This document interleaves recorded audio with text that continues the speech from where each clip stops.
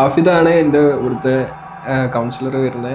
പിന്നെ ആൻഫീൽഡിൽ ഞാൻ എത്തിയ ടൈം മുതലേ എനിക്കൊരു ഇതുണ്ടായിരുന്നു, എങ്ങനെയാണ് ആഫിദ് കാര്യങ്ങളൊന്നും അറിയില്ല. പിന്നെ കൂടുതൽ പരിചയപ്പെട്ടപ്പോഴാണ് ആഫിദ് എങ്ങനെയാണ് എന്നുള്ള കാര്യങ്ങൾ മനസ്സിലായത്. പിന്നെ എന്താ ഞാൻ എങ്ങനെയാണ് ആൻഫീൽഡിൽ എത്തിയെന്നുള്ളത്, ഞാൻ എൻ്റെ കസിൻ ത്രൂ ആണ് ഇവിടേക്ക് എത്തിയത്. അത് എന്താ പറയുക, നമ്മള് സത്യം പറയുകയാണെങ്കിൽ ഇവിടേക്ക് വന്നത് എന്താ വെച്ച് കഴിഞ്ഞാൽ, ഇവിടെ വന്ന് നോക്കിയിട്ട് വേറെ ഒന്ന് അന്വേഷിക്കുക എന്നുള്ള രീതിയിലാണ് വന്നത്. പക്ഷെ ഇവിടെ വന്നപ്പോൾ അതിനുള്ളൊരു ഇത് നമുക്ക് വന്നില്ല, വേറെ ഒന്ന് പോയി അന്വേഷിക്കുക എന്നുള്ള ആ ഒരു സംഭവം വന്നില്ല.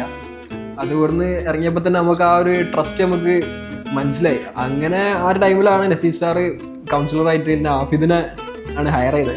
ആഫിദിനെ അന്ന് മുതൽ ജസ്റ്റ് ഒരു പരിചയം മാത്രമേ ഉള്ളൂ.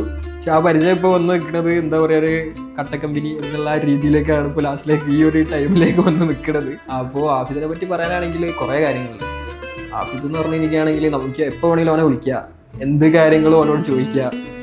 കുറേ പൊട്ടത്തരങ്ങളും കാര്യങ്ങളൊക്കെ അങ്ങോട്ടും ഇങ്ങോട്ടും ഒക്കെ ഉണ്ട്. അതൊക്കെ ആ ഒരു രീതിയിൽ തന്നെ ഓനെ ആ രീതിയിൽ തന്നെ എന്നെ സപ്പോർട്ട് ചെയ്ത് എല്ലാ കാര്യത്തിനും ഭയങ്കര സപ്പോർട്ടിങ് കാര്യങ്ങളൊക്കെ ആയിരുന്നു. അപ്പോൾ പിന്നെ എന്താ പറയുക,